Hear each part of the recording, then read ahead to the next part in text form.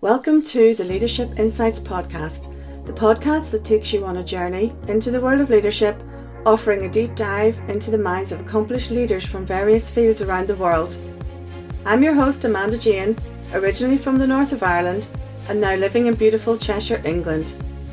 Together we'll explore the strategies, experiences and wisdom that have shaped these incredible leaders into the visionaries they are today through solo episodes and interviews. I'm a leadership and communications coach myself, and I'm passionate about promoting a coaching culture in the workplace, as well as empowering leaders to flourish personally and thrive professionally. Whether you're a seasoned executive, an aspiring leader in business, or someone simply fascinated by the art of leadership, each episode will provide valuable insights, practical tips, and inspiring stories. So get ready for a dose of motivation, innovation, and leadership brilliance on the Leadership Insights podcast, brought to you by amandajane.co.uk.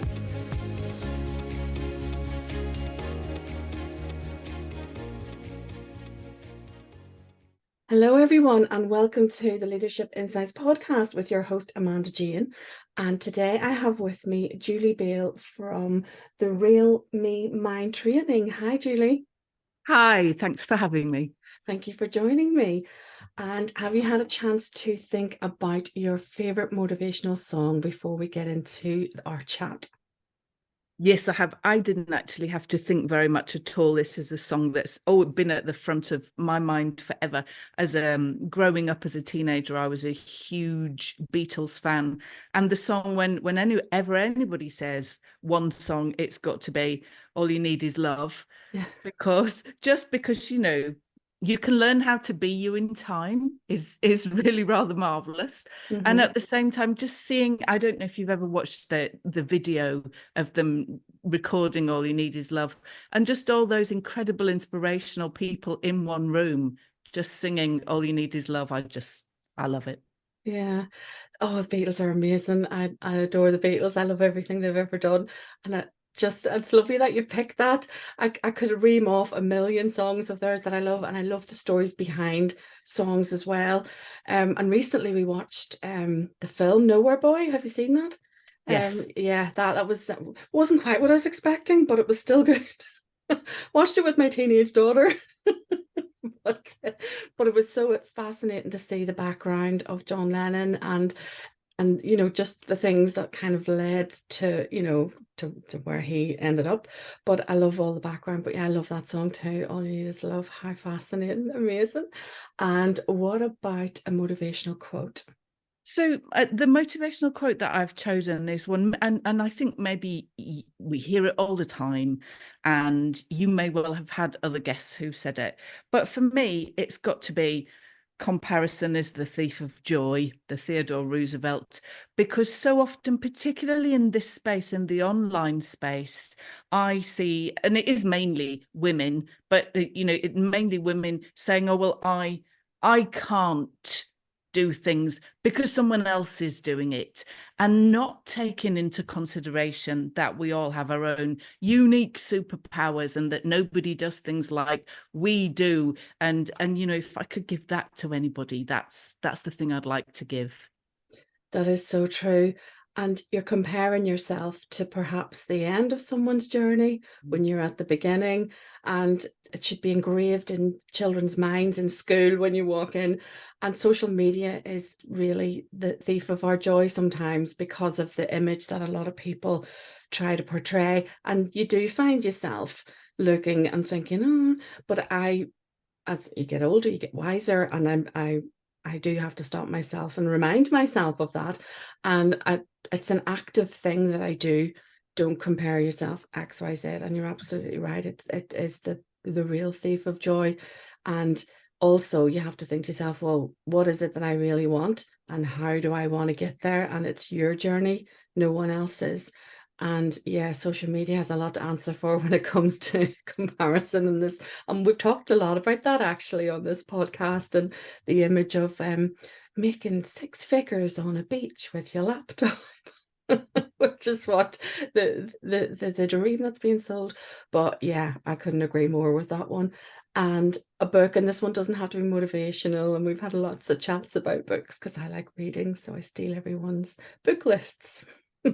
Well, my book or book series has to be The Lord of the Rings.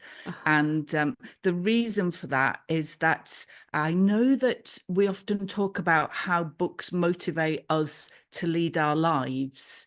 But this book or this series of books was really important to me in a time when I was having real difficulties in my life. I was going through a really ugly breakup of a relationship, and having that to escape into, this world where everything was, well, good and evil. And so, not the complications and the grey areas of life, but good and evil, the fight against good and evil, and being able to escape to a place with elves and dwarves and dragons and, all of that kind of thing was really wonderful, really therapeutic, and has just become a really beloved story thread for me. Isn't that just the joy of reading, the complete escapism? And I love I love it when you've got a book and in the daytime you think, oh, can't wait to read the next bit. You're onto a winner. Well, I've not read those books, but I have seen the films, which is a bit cheap. But I do read a lot, but that's not a set of books I've actually read. But yeah, I love that where you're looking forward to reading the next bit. So how many books are there in that series? It's quite a saga, isn't it?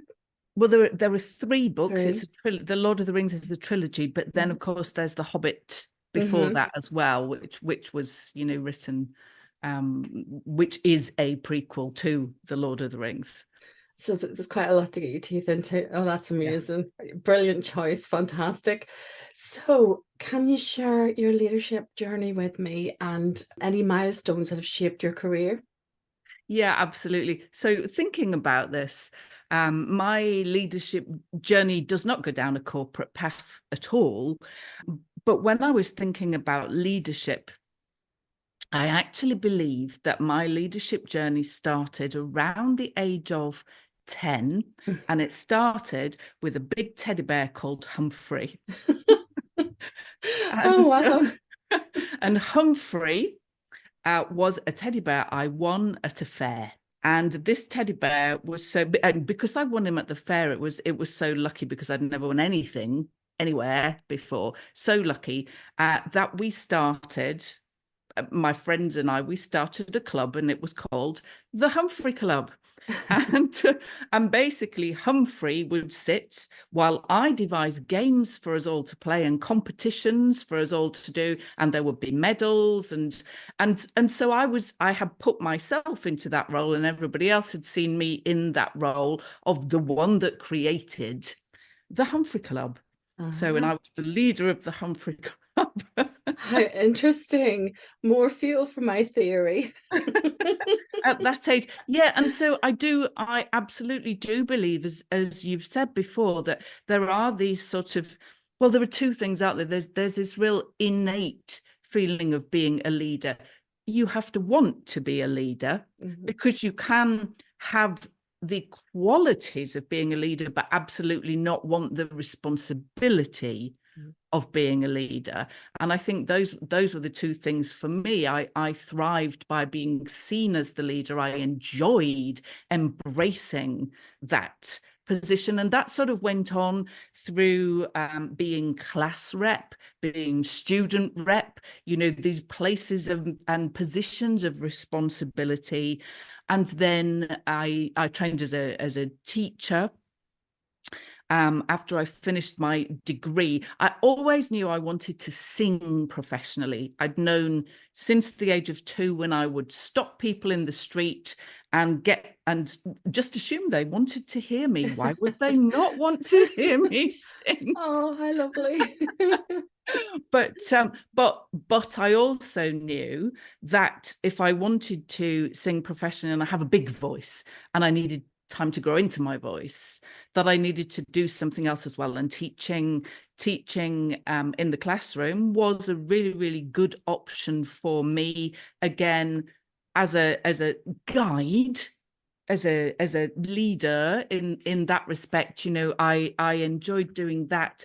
And then really what I grew into through the music was then working with choirs and leading choirs as a conductor and singing groups and that kind of thing, while I was also pursuing a career in singing myself.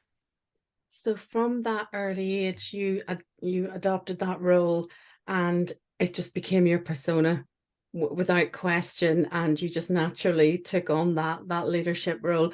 That's so interesting. I love that Humphrey Club.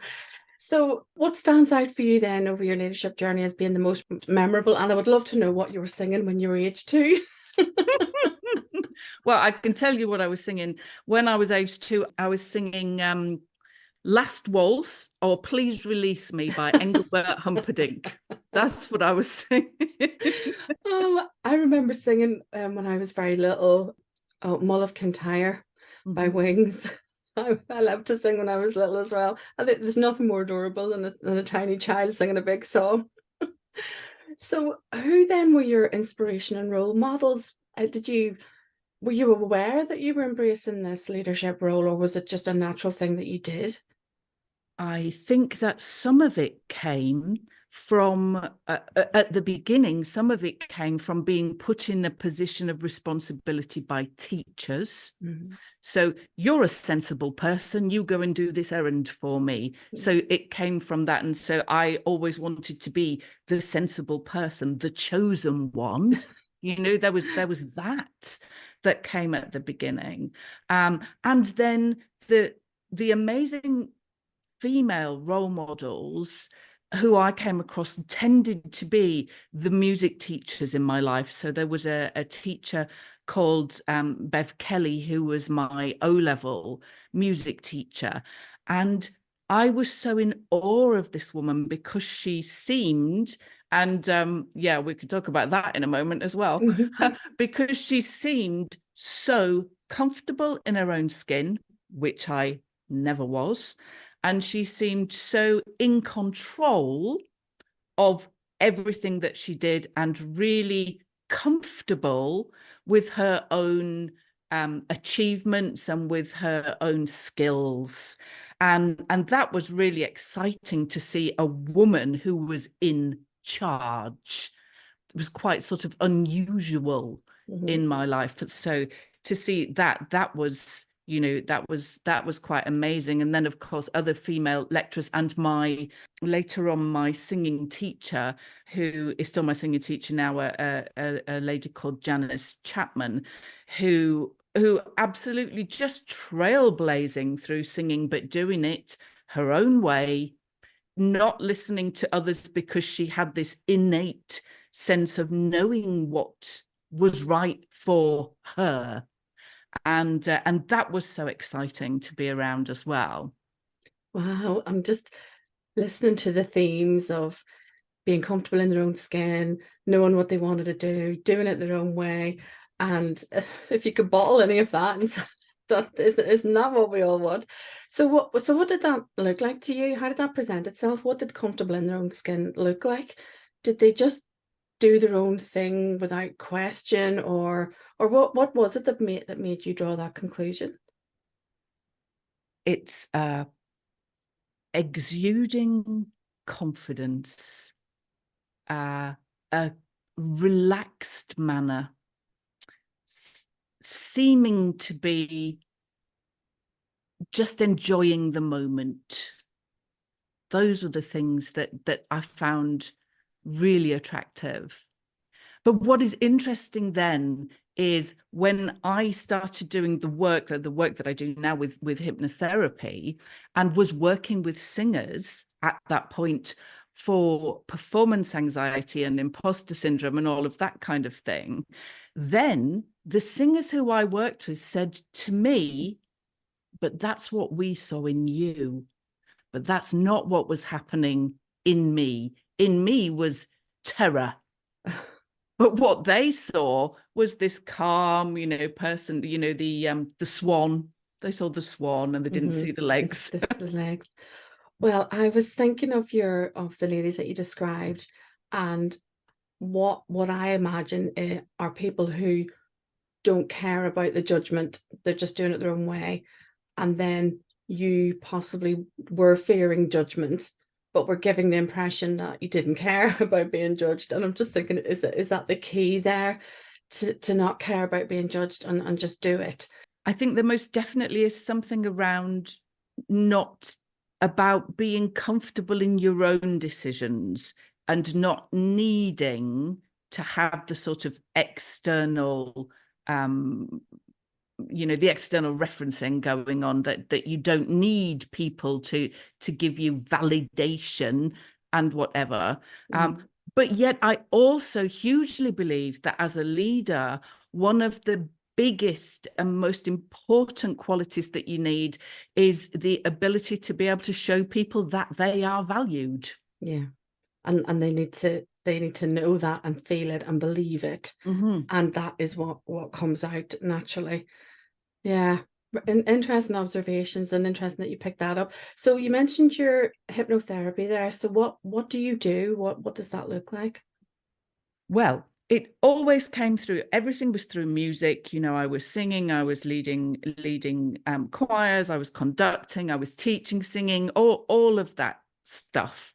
And I had always felt that in my career, I hadn't got as far as I could have done, mainly because although for me in performance, I was usually okay in performance, but in audition, I was never representative of myself.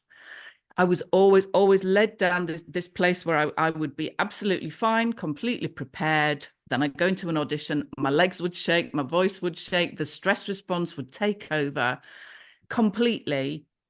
And I wouldn't be able to do, catastrophic thoughts going on, and I wouldn't be able to do what I needed to do to be able to get the roles. Wow. So performance was okay, but the audition was the difficulty that you needed to overcome. And that, so how did you overcome that? What did you do? So I have constantly been trying to find ways, because I've seen singers and I've seen people, and of course that's also something that you then realize, isn't it, that what you see on the outside isn't necessarily what goes on the inside, from what people have said to me. But I had this idea that there must be a mindset, there must be a way, a place where you can get yourself into this rock solid mindset where you can go and achieve. And I was looking for that.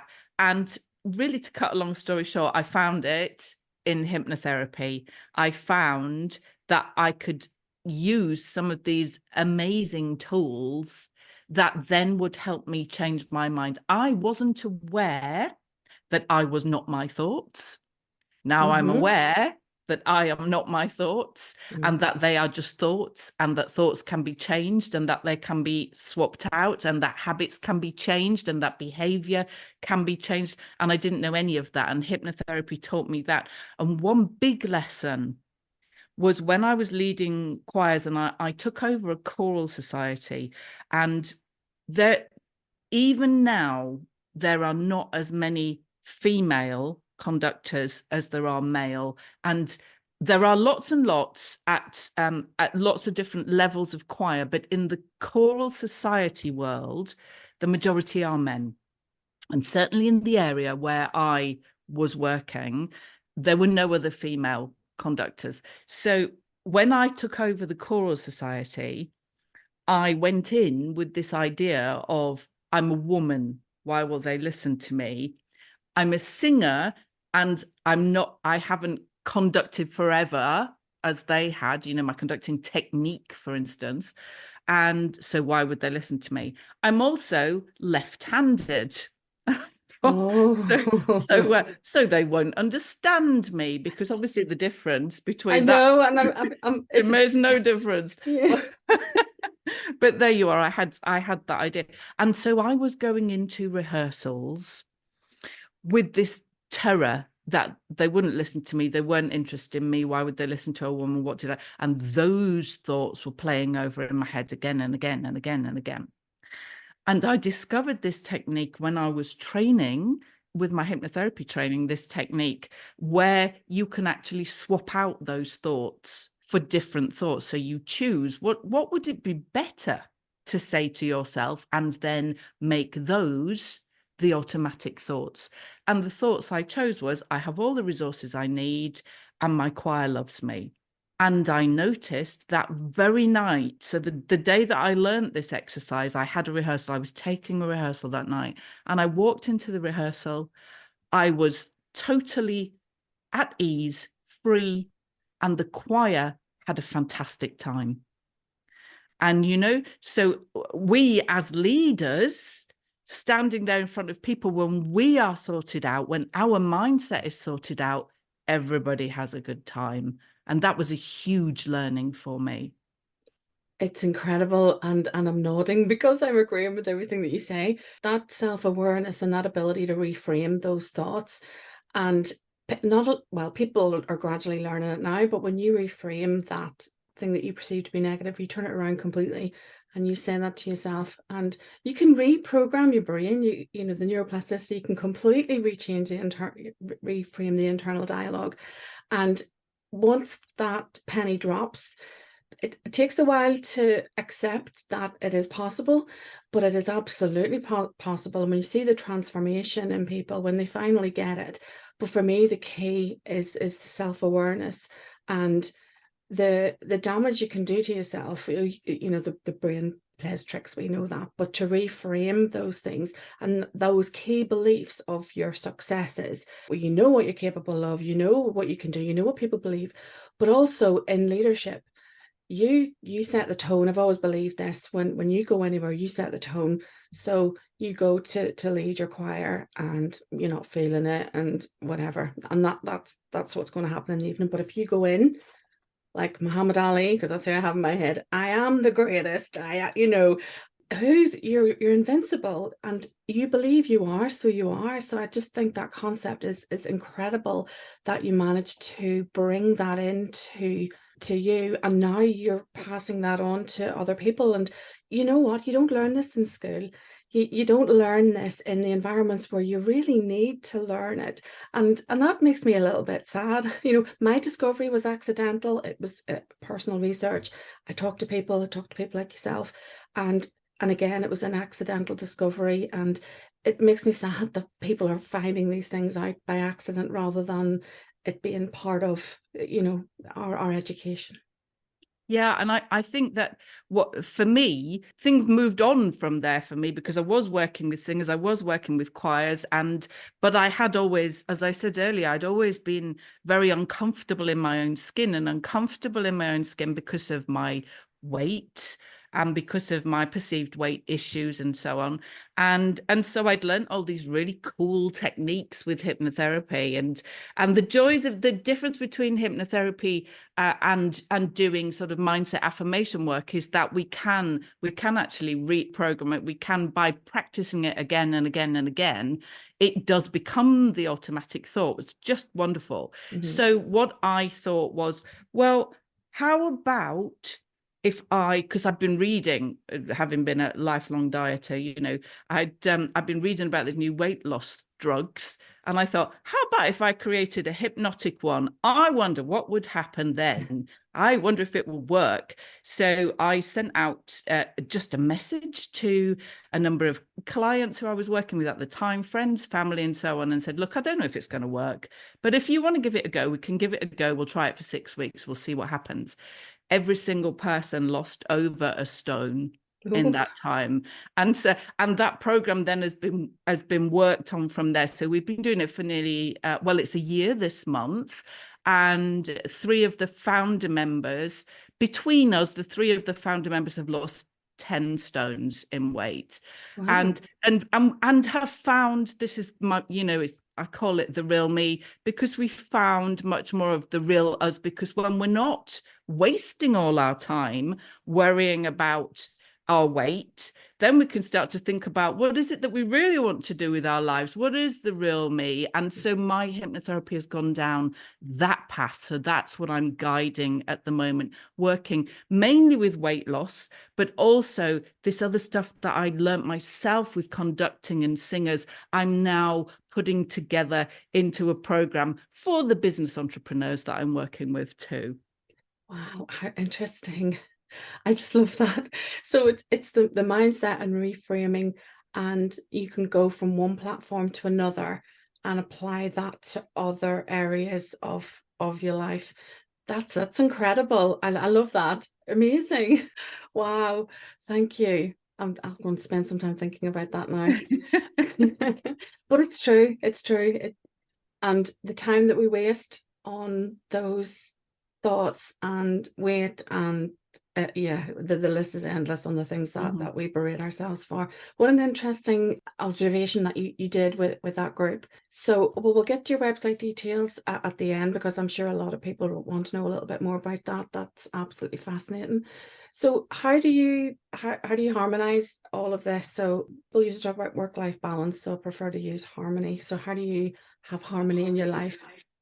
Well, for me, hypnotherapy brings harmony because I have had a very, very busy life, and music as well, with a life in music, means that it's most evenings, weekends, and so on. So actually doing less music and doing more hypnotherapy has meant that I've been able to reclaim some of my evenings and weekends, which as an adult, I've never had. I've worked mainly, weekends, performing weekends and evenings and so on. So when family are around, I'm busy doing that.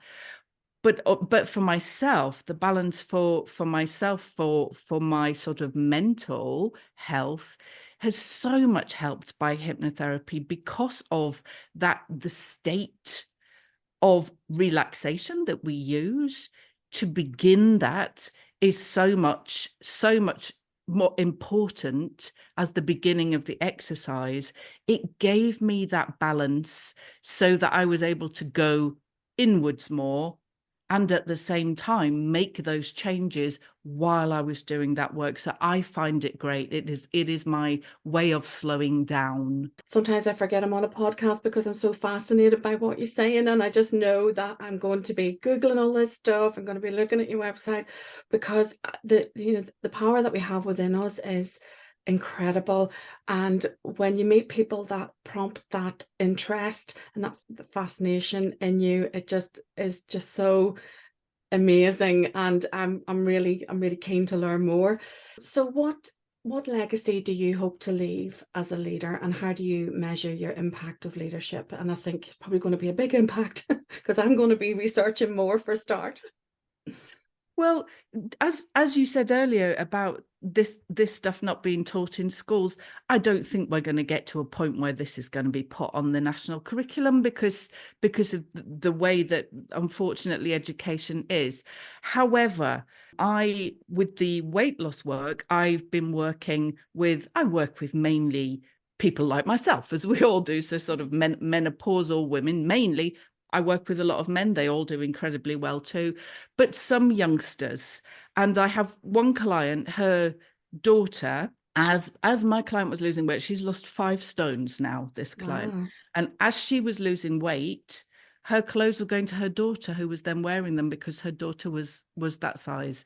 And one day I took her aside and I said, how does she feel about that?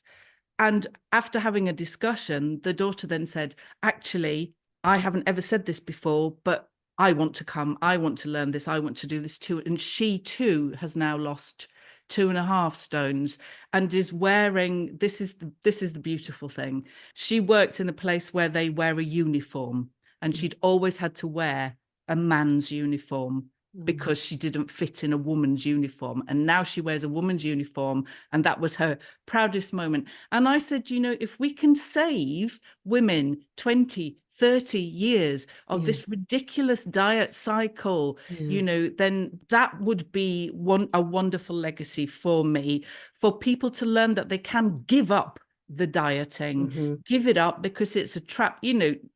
Susie Orbach, famously, her book Fat is a Feminist Issue, it really is. We have been trapped and punished by all of this. And if we can give that up, and if I can give people really tangible ways that work to be able to then just throw away dieting and be comfortable in their own skins, we're back there again, then that would be the greatest legacy for me. That would be an incredible legacy. And the other thing that's occurring to me at the moment, mindfulness and self-awareness. There's a lot of talk at the moment in the media about mindfulness, and maybe we might get there in education. There's a lot of influential people at the moment that are using those words and that language, and hopefully it's prompting people to maybe do some research of their own. And with people like yourself that are out there talking about these things and the effects, and people having responsibility for themselves and looking for guidance and looking to leaders and looking for help, because you're not automatically born with the knowledge. And hopefully as time goes by, maybe those things will be accepted as the norm, and people will be using more language like that. But no, that'd be incredible legacy to learn. And it just pains me when you see don't even want to say it on a podcast, but the pills that you can buy and blah blah blah, the impact that has on young people. And to come at it with a healthy attitude, with a mindful attitude and a self-aware attitude, it's just it's the greatest gift, isn't it? So where can we find out more about all this wonderful stuff, your website and your social media handles? Yes, so you can get in touch with me. My website you can get to through therealme mindtraining.com, and my Instagram is Julie Bale Mind Training. Wonderful. Well, it's been an absolute pleasure as always. I can just get so absorbed into these conversations. I have loved every second, and it's been such a joy. Julie, thank you so much for joining me. Yes, me too. Thank you so much for asking me. It's been lovely to talk. Thank you for listening to the Leadership Insights podcast today, and special thanks to my lovely guest, Julie Bale. Join me on the next episode for more inspirational leadership stories and insights. You can follow me on Instagram at Coach Amanda Jane, or visit my website amandajane.co.uk. Bye for now.